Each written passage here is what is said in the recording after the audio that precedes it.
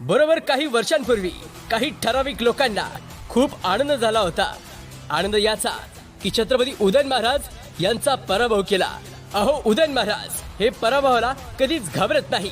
अरे थाटात उभे आहेत माजराचे, तेव्हा पण, आज पण आणि उद्या पण.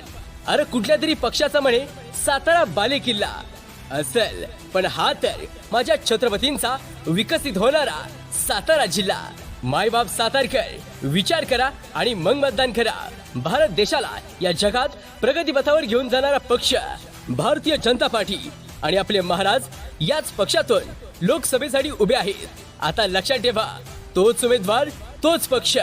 सातारा जिल्ह्याच्या येणाऱ्या उज्ज्वल भविष्यासाठी छत्रपती उदयन महाराज यांनाच आपलं अमूल्य मतदान द्या. Wait and watch. फिर से सुनाई देगा एक ही आवाज, एक नेता एक आवाज. उदयन महाराज